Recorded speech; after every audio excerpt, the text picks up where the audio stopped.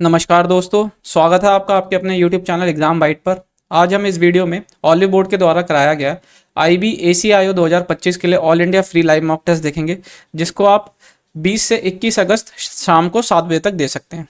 इस वीडियो में हम इस टेस्ट के न्यूमेरिकल एप्टीट्यूड के हम सभी के सभी 20 क्वेश्चन देखेंगे और बिल्कुल एग्जाम ओरिएंटेड सोल्यूशन रहेंगे, जिससे कि आप कम से कम टाइम में अपने पूरे क्वेश्चन 100% एक्यूरेसी के साथ अटेम्प्ट कर सके। ये सोशल मीडिया प्लेटफॉर्म्स हैं, आप यहाँ पे हमारे साथ जुड़ सकते हैं। इन सभी के लिंक आपको डिस्क्रिप्शन बॉक्स में मिल जाएंगे। टेलीग्राम पे आपको रेगुलर अपडेट मिलता रहता है एग्जाम से रिलेटेड, करंट अफेयर से रिलेटेड, और जितने भी आपको स्टडी मटेरियल से PDF होगी वो भी आप यहाँ से डाउनलोड कर सकते हैं।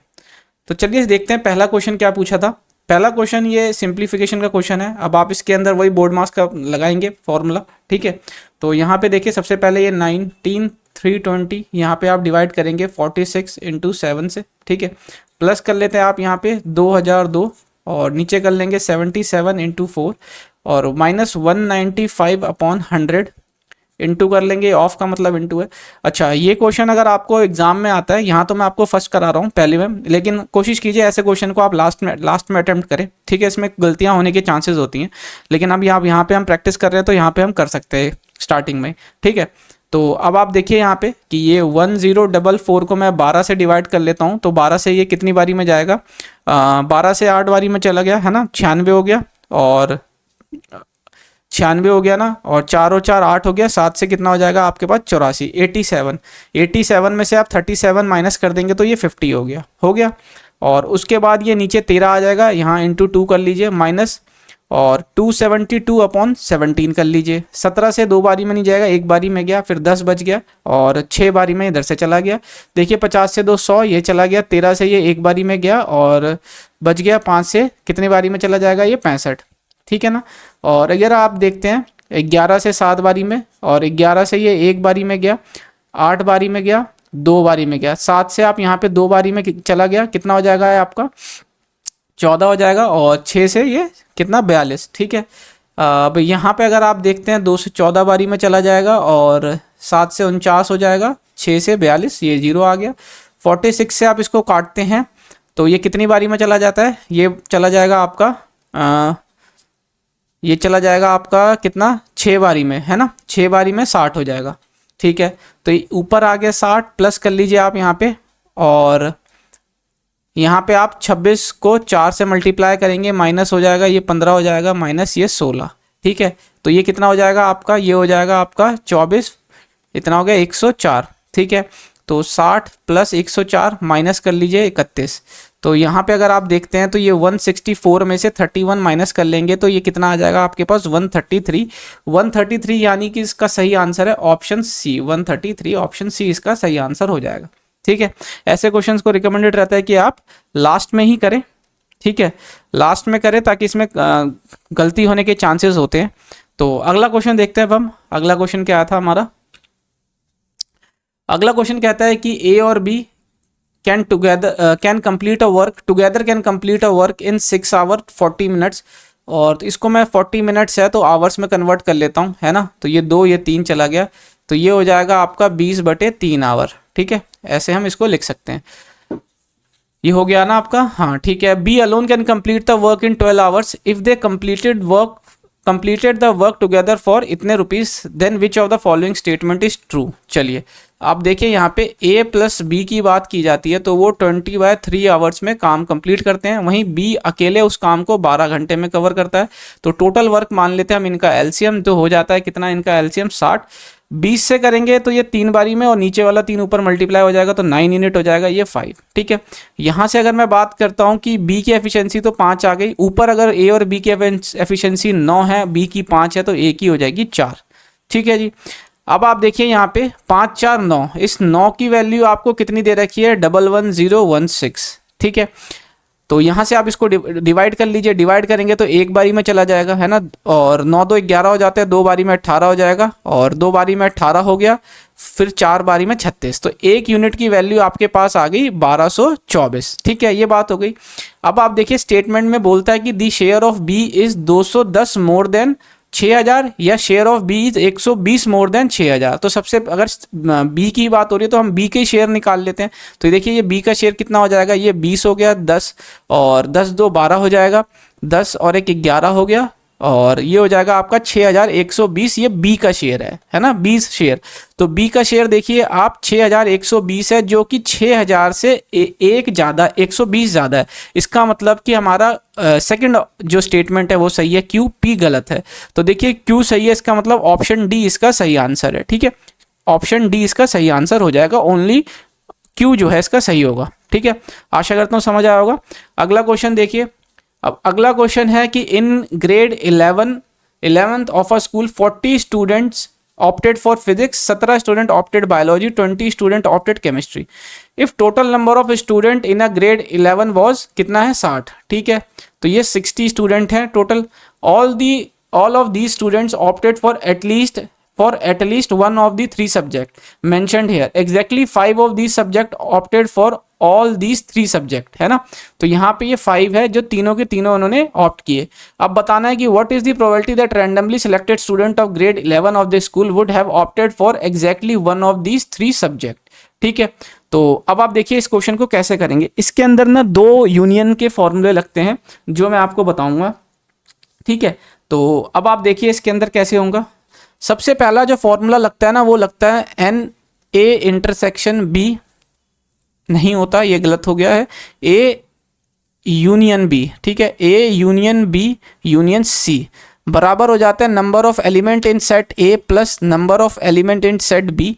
ठीक है, number of element in set C plus, आप इसमें माइनस कर दीजिए, sorry, number of element in A intersection B. ठीक है, यहाँ आप माइनस बार बार कॉमन लेंगे, मतलब लिखेंगे, इसके मतलब मैं कॉमन ले लेता हूँ, plus number of element in B common C, B intersection C, number of element in C intersection A. ठीक है, ये हो गया। अब आप यहाँ पे प्लस कर लीजिए number of element in A intersection B intersection C. अब इसके अंदर ये है कि यहाँ पे आपको वो सारे नंबर मिलेंगे जो टोटल हैं। ठीक है, ये बात है। तो यहाँ पे अब आप देखिए कि ये 60 दे रखा है।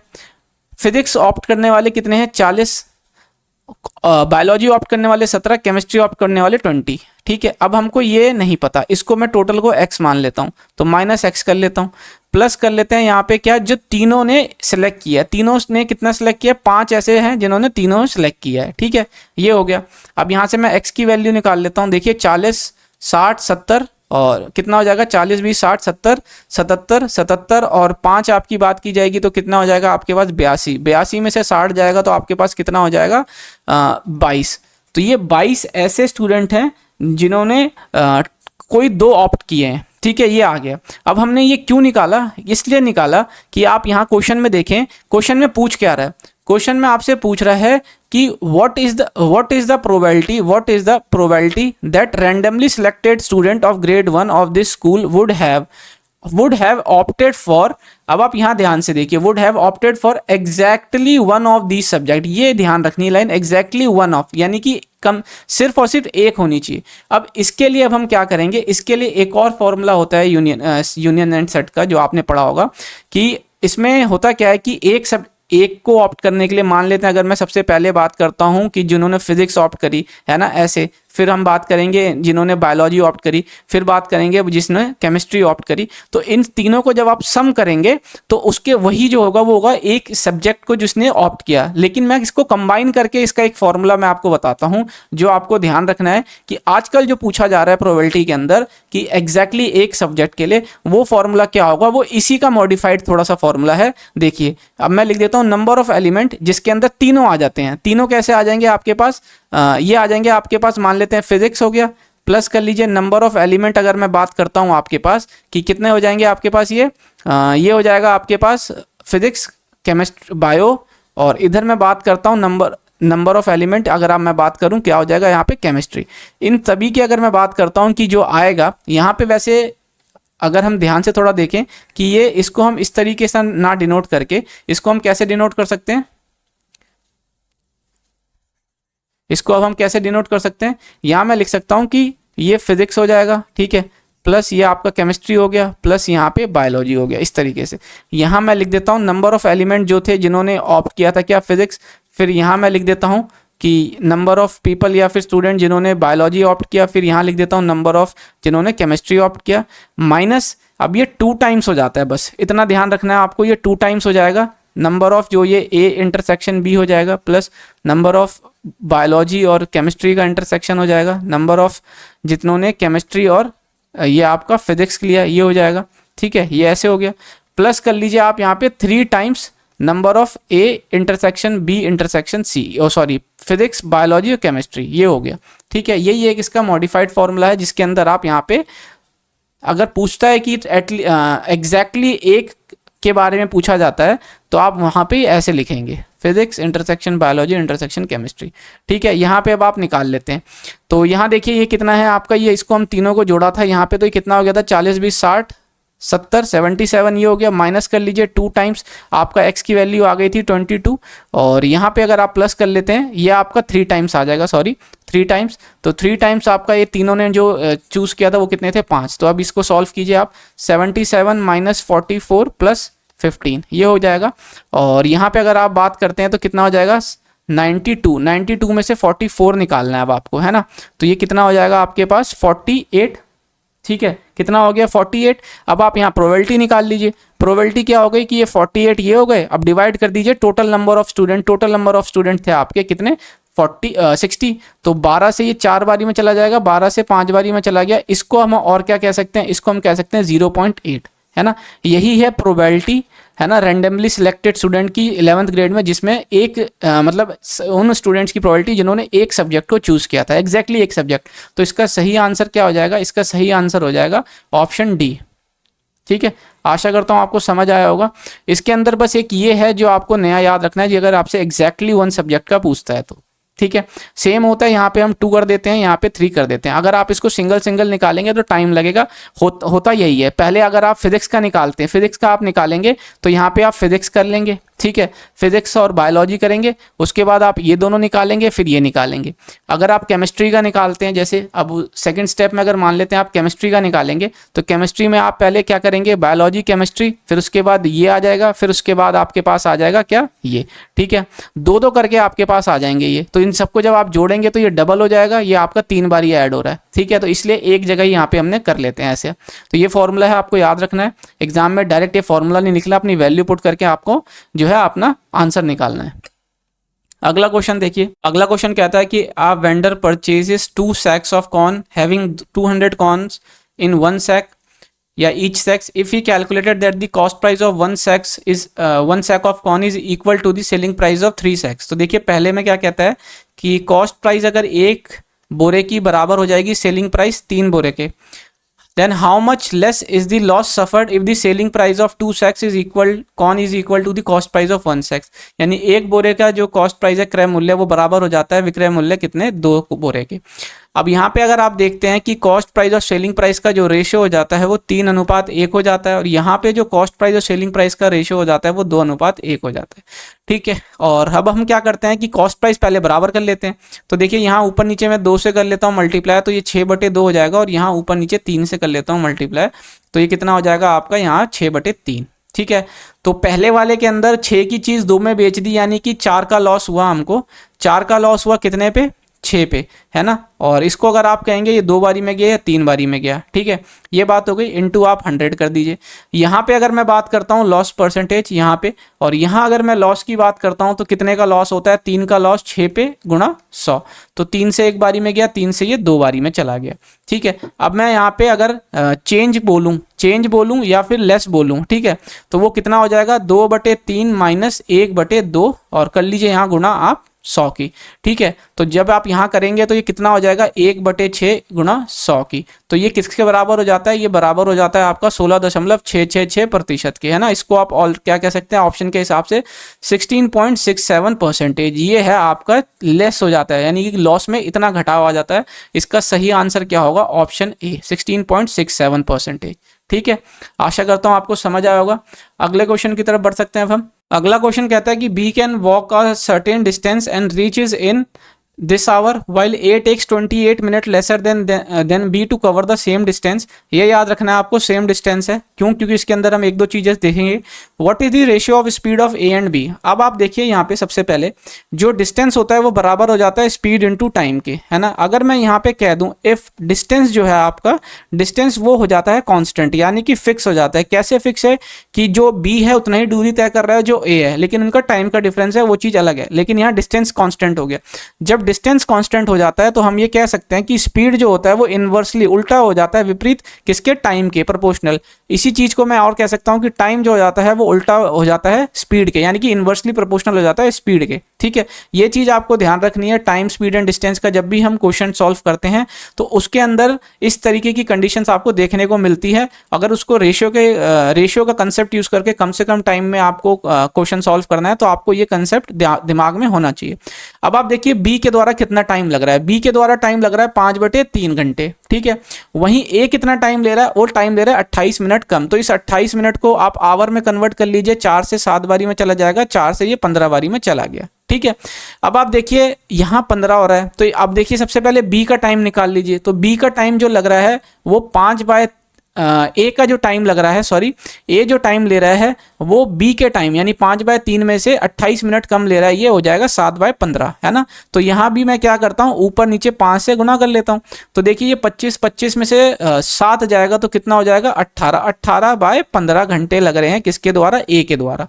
ठीक है, तो यहाँ पे मैं बात कर लेता हूँ टाइम की। टाइम की किसकी? ए का और बी का। ठीक है, ए का क्या है टाइम? 18/15, ठीक है, आवर्स। और बी का जो टाइम लग रहा है वो लग रहा है 5/3 आवर्स। ठीक है, अब आप इसको मतलब आप इसको जो है रेशियो में कर लीजिए। तो देखिए सर, रेशियो में करने से पहले तो यूनिट हट जाती है, हट गई। अब उसके बाद अगर आप देखते हैं कि यहाँ पे अगर आप देखेंगे तो क्या हो जाएगा आपका ये, यहाँ पे अगर आप निकालते हैं तो 3 से ये है 3, ये 5 से कट गया। तो जो रेशियो आ जाएगा टाइम का वो 18:25 आ जाएगा। लेकिन जो स्पीड का रेशियो होता है वो टाइम के रेशियो के उल्टा होता है। तो ये उल्टा हो जाएगा तो कितना? 25:18 का रेशियो आ जाएगा, है ना। यही हमारा आंसर है। तो यहाँ पे अगर आप ध्यान से देखेंगे तो ऑप्शन बी इसका सही आंसर हो जाएगा, 25:18। ठीक है, आशा करता हूँ आपको ये कंसेप्ट समझ में आया होगा। रेशियो को अगर आप टाइम, स्पीड एंड डिस्टेंस में यूज करना है तो आपको ये चीज पता होनी चाहिए। अगला क्वेश्चन कहता है कि Aman has 2 goats, 1 horse, price of horse दे दिया। If he sell the horse with first goat he get the amount 4 times the amount of the second goat. If he sell the horse with second goat, the amount received is 4,000 more than the price of first goat. What is the average value of 2 goats and 1 horse? देखिए इसमें आप कैसे करेंगे। सबसे पहला condition कहता है कि अगर वो पहली गोट को, है ना, पहली गोट को अगर वो हॉर्स के साथ बेच देता है तो किसके बराबर हो जाती है? वो हो जाता है 4 गुना दूसरी गोट के बराबर। ठीक है, अब आप दूसरी कंडीशन देखिए, वो कहता है यदि वो घोड़े को दूसरी गोट के बराबर भेज देता है तो वो किसके बराबर हो जाती है? वो 4,000 ज़्यादा हो जाती है सेकंड गोट के प्राइस के, है ना। then that of if he sell the horse with second goat then the amount received is 4,000 more than the price of the first goat, है ना। तो यहाँ पे आप 4,000 ऐड कर दीजिए। ठीक है, ये बात हो गई। अब आप देखिए इसके अंदर कैसे सॉल्व करेंगे। आप इन दोनों इक्वेशन को ऐड कर दीजिए। दोनों इक्वेशन को जब आप ऐड करते हैं तो ये आ जाता है गोट 1 गोट 2, है ना, प्लस 2 times हॉर्स हो जाएगा, प्लस अगर मैं यहाँ पे गोट 1 हो गया, ये गोट 2 हो गया। ठीक है, और यहाँ पे आ जाएगा आपके पास 4 times of goat 2 plus goat 1 plus आप कर लीजिए 4,000। ठीक है, देखिए ये गोट 1 से गोट 1 चला गया और इसको जब आप माइनस करेंगे तो 3 गोट 2 हो जाएगा। ठीक है, और इधर से अगर आप देखते हैं तो ये कितना हो जाएगा? 2 times हॉर्स। एक हॉर्स की कीमत 20,000 है तो 2 हॉर्स की कीमत कितनी हो जाएगी? 40,000। ठीक है, इस 40,000 में से आप 4,000 निकाल दीजिए तो ये हो जाएगी आपके पास 36,000। 36,000 हो गई। 3 से आप इसको करेंगे तो ये कितनी हो जाएगी? ये आपके पास 12,000। गोट 2 का रेट, गोट 2 का प्राइस, गोट 1 का प्राइस अगर मैं बात करता हूं तो वो कितना हो जाएगा? आप इस वाले इक्वेशन से निकाल लीजिए, है ना। गोट 1 का 4 times गोट 2 यानी कि 12 चौक 48, ये 48,000 हो गई। 48,000 में से आप 20,000 माइनस कर दीजिए तो ये कितना हो जाएगा? 28,000। ठीक है, ये हो गया। अब आप देखिए पूछता है क्या, what is the average of value of 2 goat and 1 horse. 2 goat की अगर आप ऐड करते हैं यहाँ पे 12,000 और 28,000 को, तो ये कितना हो जाता है आपके पास 40,000। 40,000 प्लस एक हॉर्स का दाम है 20,000, तो यानी कि कितना हो जाएगा ये आपके पास 60,000। अब इसका एवरेज निकालना है तो एवरेज 3 से कर दीजिए, क्योंकि 2 गोट और एक हॉर्स 3 हो गए, तो ये करेंगे तो आपका क्या आ जाएगा ये 20,000। 20,000 इसका सही आंसर है, जो कि ऑप्शन ए दिख रहा है आपको ये वाला। ठीक है, आशा करता हूं समझ आया होगा और आपने भी यही टिक किया होगा। अगला क्वेश्चन देखिए क्या कहता है कि if A is directly proportional to square of B and B is inversely proportional to C, which of the following is correct. तो चलिए सबसे पहले हम क्वेश्चन को लिख लेते हैं। क्वेश्चन कहना क्या चाह रहा है कि ए डायरेक्टली प्रोपोर्शनल है बी के स्क्वायर के, तो देखिए ए हो गया ये प्रोपोर्शनैलिटी का साइन और बी का स्क्वायर। वहीं पे बात की जाती है कि बी जो है इन्वर्सली प्रोपोर्शनल है सी के। अब आप जब भी देखिए कि जब ये प्रोपोर्शनैलिटी का साइन आप हटाते हैं तो यहाँ पे क्या होता है, कांस्टेंट आ जाता है। ठीक है, तो एक ए बराबर हो गया के, ठीक है, मतलब प्रोपोर्शनैलिटी का साइन हटा के मैं मान लेता हूँ यहाँ के हो गया। अब उसके बाद मैं बात करता हूँ क्या हो गया ये बी स्क्वायर। ठीक है, अगर मैं यहीं पे बात करता हूँ बी की वैल्यू, ये बराबर हो जाएगी किसके, यहाँ पे प्रोपोर्शनैलिटी का साइन हटाते हैं तो मैं यहाँ पे प्रोपोर्शनैलिटी की जगह क्यू मान लेता हूँ कांस्टेंट। ठीक है, प्रोपोर्शनैलिटी का साइन हटता है तो कांस्टेंट आ जाता है, तो यहाँ पे मैंने क्यू मान लिया, ये अपॉन हो गया सी। ठीक है, यही बात हो गई। अब आप यहाँ पे देखिए स्टेटमेंट क्या कह रहा है। स्टेटमेंट ये कह रहा है कि A is inversely proportional to square of C. ठीक है ना, अब आप देखिए यहाँ पे मैं 20 की जगह पे इसकी वैल्यू रखने की कोशिश करता हूं, तो ए हो जाएगा के, बी स्क्वायर करूंगा तो ये कांस्टेंट का स्क्वायर अपॉन सी का स्क्वायर। तो इसको मैं और क्या लिख सकता हूं, इसको मैं लिख सकता हूं के क्यू स्क्वायर अपॉन सी का स्क्वायर। और आप देखेंगे कि ये कांस्टेंट है टर्म, ये कांस्टेंट है तो मैं इसको प्रोपोर्शनैलिटी का साइन ले लेता हूं, ये हो जाएगा 1 अपॉन सी स्क्वायर। तो देखिए A is inversely proportional to the square of C. इसका मतलब क्या हुआ, इसका मतलब ये हुआ कि पहली स्टेटमेंट हमारी सही आ गई। ठीक है, ये हमारी सही हो गई। अब हम बात करते हैं किसकी, दूसरी स्टेटमेंट की। दूसरा स्टेटमेंट कहता है कि A C is directly proportional to B. ठीक है, अब आप यहाँ पे एक चीज देखिए कि मैं क्या करता हूँ कि इस इक्वेशन इसको और इसको मल्टीप्लाई कर देता हूँ आपस में, तो ये हो जाएगा ए बी बराबर हो जाता है क्यू बी स्क्वायर के, और यहाँ आ जाएगा क्यू सी के। ठीक है, ये बात हो गई। और अब आप यहाँ पे देखिए ये बी से बी कट गया। इस सी को मैं क्या करता हूँ इधर ले आता हूँ, है ना, ए और सी को मैं क्या करता हूँ इधर ले आता हूँ, तो ए सी बराबर हो जाएगा किसके, के क्यू, और ये हो गया बी के। ठीक है, तो इसको मैं और कैसे लिख सकता हूँ, क्योंकि ये कांस्टेंट टर्म है तो इसको मैंने प्रोपोर्शनैलिटी, जब इसको हटाऊंगा तो प्रोपोर्शनैलिटी का साइन आ जाएगा, तो ए सी जो हो जाएगा किसके प्रोपोर्शनल हो गया, बी के। ठीक है, ये आपने यहाँ देखा। तो इसका मतलब क्या हुआ, ये कहता है कि A C directly proportional to B, second statement, तो यानी कि ये भी सही हो गया, ए सी जो है डायरेक्टली प्रोपोर्शनल है बी के। तो इसका मतलब हमारे पास दोनों स्टेटमेंट सही हो गई है, हमारा ऑप्शन ए सही हो जाएगा, बोथ ए एंड बी। ठीक है, आशा करता हूं आपको समझ आया होगा। अगले क्वेश्चन की तरफ बढ़ते हैं। अगला क्वेश्चन कहता है कि a person invested ₹18,000 in simple interest at 13% rate of interest per annum for X year. If total interest receive from the investment is 9,360 then the value of X. तो देखिए ये सिंपल फॉर्मूला होता है simple interest का, वो होता है PRT upon 100, है ना। इस पे लगाना है। इंटरेस्ट आपको दे दिया है कि 9,360 बराबर कर देते हैं, प्रिंसिपल आपके पास 18,000 दे दिया है, रेट ऑफ इंटरेस्ट आपको 13% और टाइम आपको एक्स दे दिया है, नीचे 100 कर लीजिए। देखिए ये 2 0 से 2 0 चला गया। ठीक है, और यहाँ से अगर आप देखना चाहें तो कैसे कर सकते हैं आप, यहाँ पे आप ऐसे कर सकते हैं, 1 0 से 1 0 चला गया, और 8 या 24 हो गया ना, 24 नीचे आएगा, तो 4 में हम क्या मल्टीप्लाई कर दें कि हमारा 6 आ जाए यूनिट डिजिट। तो देखिए 4 में सीधा अगर आप 4 का गुणा करेंगे तो ही 16 आता है, जो 6 यूनिट डिजिट बनेगा। ठीक है, बाकी 2 से 3 से 5 से 6 नहीं आएगा। तो इसका आंसर जो हो गया वो क्या हो गया, ऑप्शन ए। आशा करता हूँ आपको समझ आया होगा।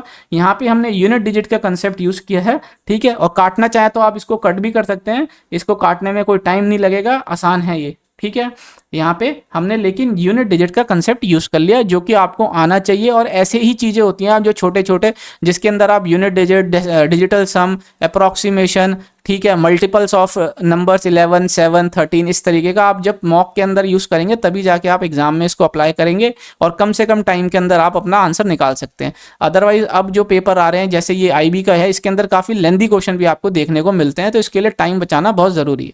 अगला क्वेश्चन देखिए, अगला क्वेश्चन है ये बार ग्राफ का, ठीक है, और इतना बड़ा है तो मैं तो आपको इसको रिकमेंड करूंगा कि आप लास्ट में करें। यहाँ पे अब जो हम साथ के साथ कर लेते हैं, ठीक है। अब देखिए कहता है कि following bar graph 1 shows the average number of male and female workers who work in company this graph to show the number of male worker, ठीक है। कहता है find the ratio of total number of male workers who work in company C1, C2, C3। अब आप देखिए mail workers का तो ये है C1, C2, C3, 3, 3, 6 और ये कितना हो जाएगा आपके पास 8, तो ये 800 तो इधर हो गया। अभी कहते हैं total number of female workers 5, 6, 7 के अंदर फीमेल वर्कर्स, देखिए एवरेज तो ये है ना, तो यहाँ एवरेज है तो मैं इसको 200 से इंटू कर लूंगा तो ये 2 से इंटू कर लूंगा तो 400 हो जाएगा क्योंकि मेल और फीमेल की बात हो रही है। इसको मैं कर लूंगा तो ये कितना हो जाएगा 560, इसको मैं कर लूंगा तो कितना हो जाएगा 680, 200 इंटू करने में। अब यहाँ से मैं क्या करता हूँ, इस 280 को माइनस कर देता हूँ 400 में से, तो कितना आ जाएगा मेरे पास, ये आ जाएगा मेरे पास 120, ठीक है। 260 को माइनस कर देता हूँ 500 में से तो कितना आ जाएगा मेरे पास 300, 360 को माइनस कर देता हूँ 680 में से तो 320 आ गया मेरे पास। अब इसको जोड़ लीजिए, है ना, 3, 3, 6 और 1 7, ये आ जाएगा आपके पास 740। अब इसी का रेशियो निकालना है और इसको 2 से करेंगे तो 40 बारी में जाएगा, 2 से करेंगे तो अब ये कितनी बारी में जाएगा 37 बारी में, तो 40:37 इसका सही उत्तर हो जाएगा, जो कि ऑप्शन सी आपको यहाँ दिख रहा है 40:37, ठीक है। आशा करता हूँ आपको समझ आया होगा। अगला क्वेश्चन देखिए, कहता है कि The sum of Seema and Rohit is 2 more than that of twice age of Khush, ठीक है। Sum of Seema और Rohit is 2 more than twice the age of Khush, ठीक है। ये ऐसे हो गया पहली equation. Ratio of Seema age 3 years ago, Seema age 3 years ago and the Kush present age, Kush present age ये बराबर है 8:9 के। तो इसको मैं और कैसे लिख सकता हूँ, 9 है ना, ये हो गया और -8 के हो जाएगा और ये हो जाएगा आपके पास 27, ठीक है। ये हो गई आपकी दूसरी इक्वेशन, है ना, 9 27 हो गया और 8 के, ठीक है। अब कहता है कि if average age of Kush and Rohit after 6 years will be 34, तो देखिए ये कुश हो गया, ये रोहित हो गया, दोनों में 6-6 साल बढ़ेंगे तो यानी कि ये हो जाएगा 12, ठीक है। और ये एवरेज निकालने की बात हो रही थी, ये इस तरीके से, तो मैं इसको डायरेक्ट यहाँ मल्टीप्लाई कर देता हूँ तो ये हो जाता है 68 और यहाँ पे अगर मैं और इसको अच्छे से लिखना चाहूँ तो ये हो जाएगा 56। तो देखिए ये एक इक्वेशन बन गई है ना, ये इक्वेशन बन गई है और ठीक है, ये एक इक्वेशन बन गई है। दूसरी इक्वेशन आपको यहाँ पे क्या दिख रही है, दूसरी इक्वेशन आपको ये दिख रही है, तीसरी इक्वेशन ये दिख रही है। तो अब इसके अंदर कहता है कि ratio of Seema age 2 years ago to Rohit age 4 years ago, ये आपसे पूछा जा रहा है। देखिए ये 3 इक्वेशन 3 वेरिएबल, तो इसको कैलकुलेट तो करना ही पड़ेगा क्योंकि इसमें बाय ऑप्शन हम नहीं जा सकते क्योंकि रेशियो पूछा गया है और वो भी एज डिफरेंस के साथ, तो कुछ भी हो सकता है। इसको सॉल्व करना पड़ेगा और मैं रिकमेंड करूंगा कि इसको आप लास्ट में सॉल्व करें, ठीक है। तो हम इसको लास्ट में ही करेंगे। अब आप यहाँ देखिए कहता है कि what is the fractional value of 25.66 बार। अब आप देखिए इसको कैसे करेंगे, बहुत इजी है। इसमें तो सबसे पहले माइनस ही कर लीजिए, है ना, तो ये हो जाएगा 11 - 33 पे बार। तो देखिए ऐसे क्वेश्चन को तो आप सिंपली ये कहते हैं कि 11 यूनिट 1/3, है ना, तो यही इसका आंसर हो जाएगा जो कि आपको यहाँ पे दिख रहा है, कहाँ है, ऑप्शन डी के अंदर, ठीक है। 11 यूनिट 1/3, ये इजी था। अगले क्वेश्चन की तरफ चलते हैं।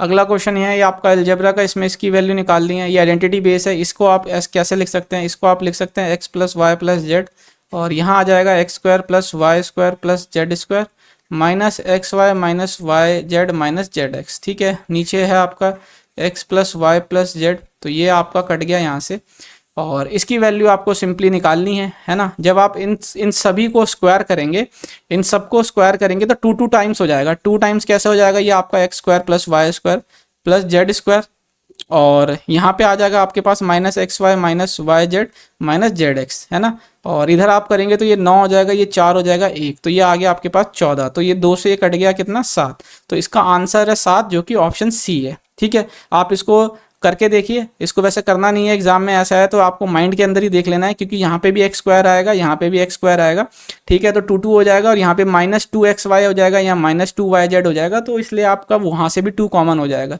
तो सेम यही वाली एक्सप्रेशन जो है आपकी यहाँ आ जाएगी, है ना, तो 7 आपका आंसर हो जाएगा, जो कि ऑप्शन सी है।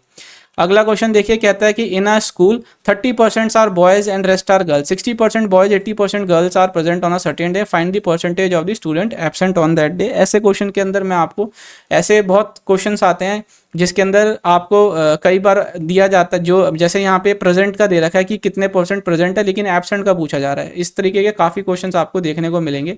तो इसके अंदर आप फोकस कीजिएगा कि डायरेक्ट आप एब्सेंट ही निकालें, है ना। कैसे, ये बॉयज़ हो गया, ये गर्ल्स हो गया, अगर बॉयज़ मान लेते हैं टोटल 100 स्टूडेंट हैं, उसमें से 30 बॉयज़ हैं, तो कितने 70 हो गई आपके पास गर्ल्स, ठीक है।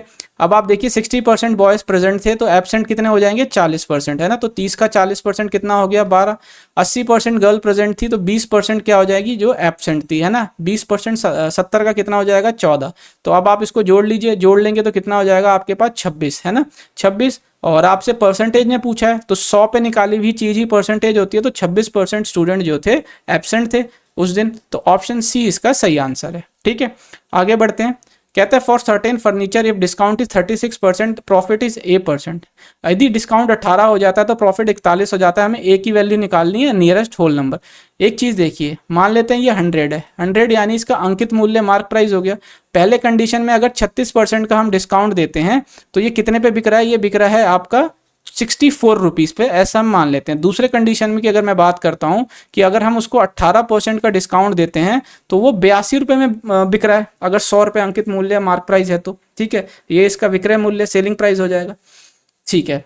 अभी लेकिन यहाँ सेकंड में कहता है कि जो प्रॉफिट दे रखा है वो 41% दे रखा है। इसका मतलब क्या होता है, जो कॉस्ट प्राइस है ना, क्रय मूल्य, इसका 141% जो होगा वो बराबर हो जाएगा किसके, वो बराबर हो जाएगा आपके पास 82 के, क्योंकि यहाँ पे जो बिक रहा है सामान वो 82 में बिक रहा है 18% के साथ, तो जो कॉस्ट प्राइस हो जाएगा वो हो जाएगा 8200/141, ठीक है, ये कॉस्ट प्राइस हो गया। अब लेकिन पूछता क्या है, अच्छा ऐसे कंडीशन कुछ भी होता है कि मार्क प्राइस हम कुछ भी बना देते हैं, सेलिंग प्राइस हमारा चेंज होता है क्योंकि हम डिस्काउंट अलग तरीके से देते हैं, लेकिन एक चीज़ फिक्स रहती है, वो क्या, कॉस्ट प्राइस। तो हमने यहाँ से कॉस्ट प्राइस निकाल ली, हमारा जो क्रय मूल्य। अब ये कहता है कि प्रॉफिट निकालना है हमें पहले कंडीशन के अंदर, तो चलिए निकाल लेते हैं। देखिए प्रॉफिट का मतलब क्या होता है, selling price minus cost price. तो देखिए अगर 64 है ना, 64 माइनस कर लीजिए आप इसमें 8200/141, ठीक है। तो यहाँ से हम प्रॉफिट निकाल रहे हैं अभी सिर्फ, है ना, सिर्फ और सिर्फ अभी हम प्रॉफिट निकाल रहे हैं। तो जब आप 64 × 141 माइनस 8200 कर देंगे अपॉन 141, ठीक है ना, इसको अब आप जो है क्या कर सकते हैं, मल्टीप्लाई करेंगे, है ना। तो जब आप इसको मल्टीप्लाई करेंगे तो ये आपका क्या आ जाएगा, यहाँ से आप निकाल लेते हैं, तो ये 141 हो गया ना, 64 का अगर हम करते हैं 64 का, तो ये 4 16 5 6 24 8, तो ये कितना हो जाएगा, 4 12 5 4 9 और 1 10 8 और 1 9, ठीक है। इसमें से माइनस कर लीजिए आप 8200/141, ठीक है। तो ये आपके पास कितना आ गया, ये आपके पास आ जाएगा 824/141। अब हम बात करते हैं किसकी, परसेंटेज की। परसेंटेज की बात करेंगे तो 824/141, और यहाँ हमारा कॉस्ट प्राइस कितना है, 8200/141। अब इसको कर लीजिए गुणा, ठीक है। तो देखिए ये यहाँ से यहाँ कट गया, ये 2 0 से 2 0 इधर से कट गया, तो ये 824/82 आ गया। तो इसको आप और कैसे लिख सकते हैं, देखिए एक बारी में चला जाएगा जब इसको हम काटेंगे, ठीक है। फिर फिर हम 82 से चला गया, 4 नहीं जाएगा तो हम 0 लगाएंगे, ठीक है, नहीं जाएगी बात बनेगी हमारा, क्योंकि आगे डिजिट नहीं है हमारे पास। फिर हम पॉइंट लगाएंगे तो हमारा 40 हो जाएगा, नहीं जाएगा, फिर हम 0 लगाएंगे तो हमारा 400 हो गया, 400 हो गया, तो ये हमारा 4 बारी में गया। तो देखिए 10.04 समथिंग आगे आपका ये जा रहा है ना। तो इसको आप और क्या कह सकते हैं, इसको कह सकते हैं सीधा नियरेस्ट इंटीजर इसका 10 है, तो ऑप्शन डी इसका सही आंसर हो जाएगा, ठीक है। आशा करता हूँ समझ आया होगा, अच्छा क्वेश्चन था, कैलकुलेटिव था, लेकिन कैलकुलेशन कैसे आसान करनी है वो आपको आनी चाहिए, ठीक है। अगला क्वेश्चन देखिए, कहता है कि ये आपको एक अलजेब्रा की क्वेश्चन दे दी है, बताना है कि इस डिविजिबल बाय, क्या वो पहली स्टेटमेंट से डिविजिबल है या दूसरी से या दोनों से। तो देखिए ऐसे क्वेश्चन में हम करते क्या है कि x की वैल्यू हम 2 मान लेते हैं और यहाँ x की वैल्यू 1/2 मानते हैं और इसको क्योंकि यहाँ पे 0 से इक्वेट कर देते हैं दोनों को, ठीक है। तो x की वैल्यू आ गई, अब इसको एक एक करके हम अपने एक्सप्रेशन में रखते हैं। अगर मैं पहले रखता हूँ 2 को तो ये कितना हो जाएगा 8, है ना, 4 2 8 2 16 ये हो गया, और ये हो जाएगा आपके पास 44 प्लस कर लेते हैं 34 हो जाएगा -6। तो यहाँ पे अगर आप देखते हैं 44 और 6 50 हो जाता है, ये भी 50, इसका मतलब ये हो गया 0, यानी कि पहला वाला जो हमारा स्टेटमेंट है वो सही है, ठीक है। दूसरे स्टेटमेंट की अगर मैं बात करता हूँ, ये कितना हो जाएगा 2 टाइम्स और नीचे 1/2 आता है, तो ये कितना हो जाता है आपका 8, इधर कर लेते हैं तो 11/4 हो जाता है ना, प्लस 17/2 हो जाएगा -6। तो 2 से ये 4 बारी में गया, ठीक है। इसको भी मैं ऊपर नीचे 2 से कर लेता हूँ।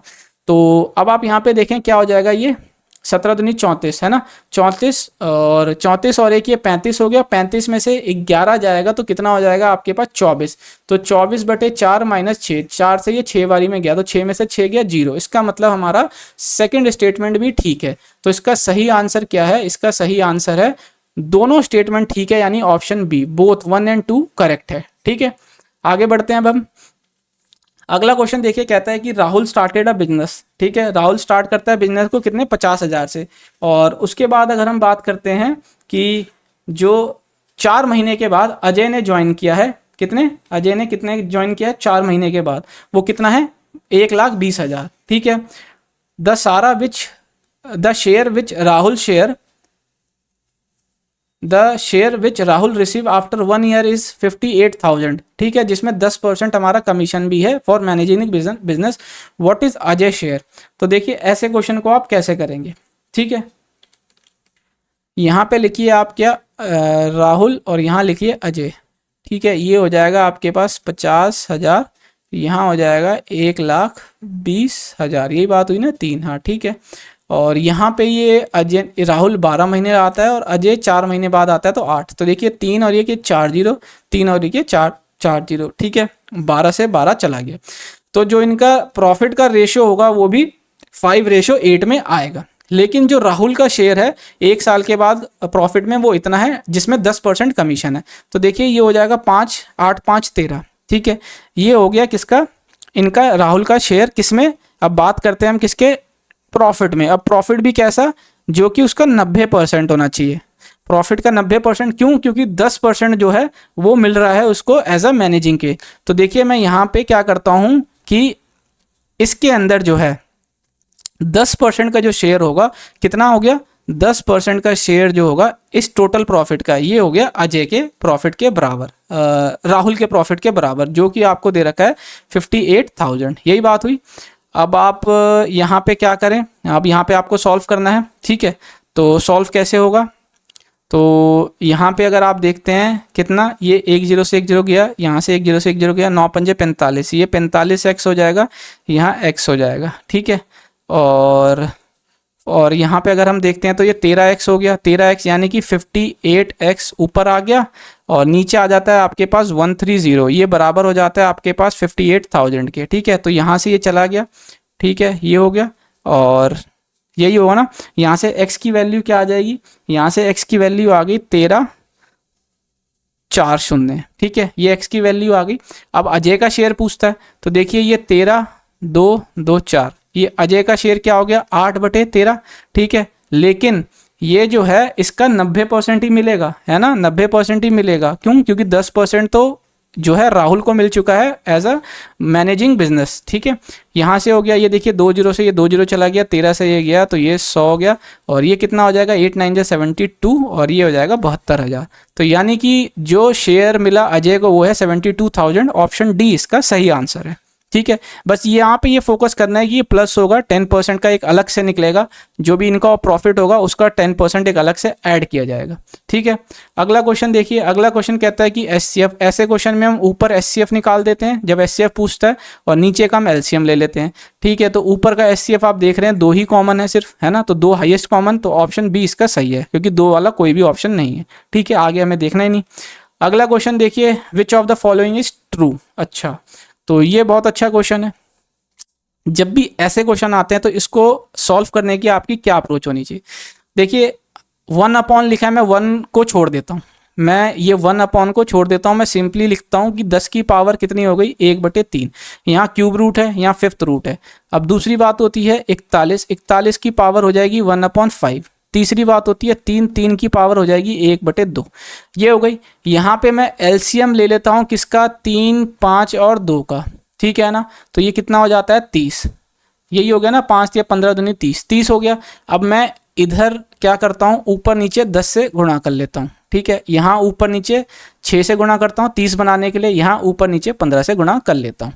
तो अब आप देखेंगे कि सबका जो nth रूट हुआ वो सब बराबर हो गया, यानी कि सब 30th रूट के बराबर हो गए, ठीक है। वो अब मैं छोड़ देता हूँ। अब मैं क्या लिखता हूँ, ये 10 की पावर 10, ठीक है, ये लिख दिया। यहाँ मैं 41 की पावर 6 लिखता हूँ, यहाँ मैं 3 की पावर 15 लिखता हूँ। अब मैं ऐसा इसलिए कर रहा हूँ कि यहाँ पे 1 अपॉन पूछा जा रहा है। अब जो जितना बड़ा नंबर होगा इनमें से वो सबसे छोटा हो जाएगा, ठीक है।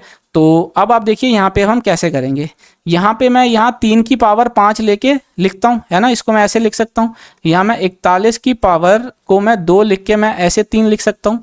यहाँ मैं 10 × 10 की पावर 3 को ऐसे 3 लिख सकता हूँ, ठीक है। अब आप देखिए इसको सॉल्व कीजिए। 3 की पावर 5 को आप क्या कह सकते हैं, 3 की पावर 5 को आप कह सकते हैं 243, है ना। इसको क्यूब कर दीजिए आप। 41 का स्क्वायर कितना हो जाता है आपका 1681, ठीक है। इसको भी आप क्यूब कर दीजिए। यहाँ 10 × 1000 की पावर क्यूब, ये कर दीजिए आप, ठीक है। ये आ गया आपके पास। अब आप देखिए इसमें सबसे छोटा नंबर क्या है ना। सबसे छोटा नंबर जो है वो है 243, जिसका हम क्यूब करेंगे। अब जब 1 अपॉन कुछ करते हैं हम, डिनोमिनेटर हमारा जितना छोटा होगा न्यूमरेटर हमारा उतना बड़ा, मतलब जो हमारा ये जो एक्सप्रेशन की वैल्यू आएगी ये उतनी बड़ी आएगी, है ना। तो सबसे छोटा हमारा है 243, यानी कि √1/√3। तो सबसे बड़ी वैल्यू तो 1/√3 ही होगी हमारी, ठीक है। 1/√3 ये सबसे बड़ी वैल्यू होगी। अब रही बात इसमें और इसके, ठीक है। तो अब देखते हैं इसमें क्या बड़ा है क्या छोटा है, ठीक है। अब आप यहाँ पे एक चीज़ देखें कि 16 यहाँ पे स्क्वायर हो रहा है 1000 का, क्यूब हो रहा है, यहाँ पे क्यूब हो रहा है 1681 का, ठीक है। यहाँ पे क्यूब हो रहा है 1681 का। तो कौन सबसे ज़्यादा बड़ा हुआ, सबसे ज़्यादा बड़ा तो ये 1681 हुआ ना, और सबसे ज़्यादा इन दोनों में, तो सबसे ज़्यादा बड़ा 1681 हुआ। तो जब हम इसको 1 अपॉन करेंगे तो सबसे छोटी वैल्यू इसकी आएगी। और अच्छा एक चीज़ और है कि इसके अंदर हमने 10 मल्टीप्लाई किया, तो इसका मतलब क्या हुआ कि इससे वैल्यू इसकी ये बढ़ गई, ठीक है, इसकी वैल्यू बढ़ गई। तो इसका मतलब सबसे बड़ी वैल्यू दोनों में कौन सी हुई, ये हुई 10 की पावर वाली, है ना। तो ये जितनी ज़्यादा वैल्यू नीचे आएगी उतना फ्रैक्शन की वैल्यू कम होगी। तो सबसे छोटा हमारा यही हो गया। तो सबसे छोटा हमारा आ गया ये 10 का क्यूब रूट, है ना। फिर उसके बाद बारी आ जाएगी हमारे पास किसकी, 41वें के आपके फिफ्थ रूट की, ठीक है। ऐसे हमने निकाल लिया। तो इसका सही आंसर या सही जो आपका पैटर्न होगा वो ये होगा। तो इसका मतलब हमारा कौन सा ऑप्शन सही है, इसमें ऑप्शन सही है हमारा फर्स्ट, ऑप्शन ए, ठीक है। आशा करता हूँ आपको समझ आया होगा। इस टाइप के क्वेश्चन को हम ऐसे ही सॉल्व करते हैं। अगला क्वेश्चन देखते हैं अब हम। अगला क्वेश्चन कहता है कि A can complete a work in 11 unit 1/2 days, ठीक है। B is 25% more efficient than A and C. अच्छा देखिए ए जो है काम को कितने में कर रहा है, वो कर रहा है आपका 23/2 दिन में, ठीक है। ये बात हो गई आपके पास, ठीक है। और बी की एफिशिएंसी ए से 25% ज़्यादा है। तो अगर आप यहाँ पे देखें बी की 25% ज़्यादा है, तो अगर ए 4 है तो बी की एफिशिएंसी हो गई 5। यहीं पे अगर मैं सी की बात करता हूँ, सी जो है एफिशिएंसी 50% है बी के, तो अगर बी 5 है तो ये हो जाएगी 2.5, ठीक है। तो ये हो गया इस तरीके से। या तो आप इसमें से एक एक जीरो बढ़ा लेते हैं, एक एक जीरो बढ़ा लेंगे तो ये इस तरीके से हो गया, ठीक है। 50 का आधा कितना होता है 25, तो 5 से ये 8 बारी में, 5 से 10 बारी में, 5 से ये 5 बारी में गया। तो ये हो गया इनके एफिशिएंसी का रेशियो। तीनों मिलके इस काम को कितने दिन में कंप्लीट करेंगे। टोटल वर्क निकाल लेते हैं, कैसे हो जाएगा, ये 23/2 गुणा कर लेते हैं। ए की एफिशिएंसी है 8, ये हो गया टोटल दिन। अब आप इसको डिवाइड कर दीजिए 8 5 13 यानी कि 23 से, क्योंकि तीनों ने साथ में काम करवाना है। तो देखिए 2 से ये 4 बारी में, तो 4 दिन लगेंगे तीनों को ये काम करने में। ऑप्शन बी इसका सही आंसर है। आशा करता हूँ आपको समझ आया होगा। अगला क्वेश्चन देखिए, कहता है कि फाइंड द वैल्यू ऑफ 4 + 20 + 48 + 88। इस तरीके के पैटर्न के आपको वैल्यू सम फाइंड करना है। लेकिन इसमें एक अच्छी चीज़ दे दी कि आपको ये एक स्टैंडर्ड तरीका दे दिया कि ये जो नंबर आ रहे हैं वो किस पैटर्न पे आ रहे हैं, वो पैटर्न है ये। तो अल्टीमेटली अब हमको क्या करना है, इसी पैटर्न का हमको सम निकालना है। तो देखिए समेशन का साइन जो होता है वो सबने आपने पढ़ा होगा स्टैट्स वगैरह में, ऐसी है। ठीक है। तो अब हम इसको कैसे लिख सकते हैं, इसको मैं और ऐसे लिख सकता हूँ 6n² minus summation of 2n। ठीक है, इसको मैं और कैसे लिख सकता हूँ, ये 6 से यहाँ के यहाँ आ जाएगा क्योंकि ये कांस्टेंट है। तो अल्टीमेटली अब मेरे को 6n² का समेशन करना है और उसमें से माइनस कर देना है आपको मुझको ये समेशन ऑफ n। तो देखिए कोई भी नेचुरल नंबर, यानी कि अगर बात करते हैं कि नेचुरल नंबर के स्क्वायर का सम क्या होता है, उसका स्क्वायर हो जाता है n इंटू n प्लस 1 आ जाता है 2n+1 अपॉन कर दीजिए आप, क्या हो जाएगा इसका 6। ठीक है, माइनस कर दीजिए 2 टाइम्स। अब समेशन ऑफ n क्या हो जाता है आपका, सम ऑफ दी n इंटीजर्स या फिर बोला जाए n नेचुरल नंबर, वो होता है n इंटू n+1। ठीक है, अपॉन 2 ऐसे हो गया। ठीक है, ये 2 से 2 कट गया, 6 से 6 कट गया। अब आप देखें कि इसमें से मैं n+1 कॉमन ले लेता हूँ तो अंदर आ जाता है 2n+1। ठीक है, और माइनस में यहाँ पे 1 आ जाएगा तो ये यहाँ से यहाँ कट गया। तो आप देखेंगे यहाँ पे n into 2n into n+1 ये हो जाएगा इसका एक्सप्रेशन। इसको आप और कैसे ले सकते हैं, 2n² n+1। ठीक है, यही आपका आंसर है जो कि ऑप्शन सी इसका सही आंसर आपको यहाँ टिक करना है। ठीक है, आशा करता हूँ आपने यही ऑप्शन टिक किया होगा। अगर आपको ये नहीं आया तो आप यहाँ पे समझ सकते हैं। ठीक है, आसान था ये।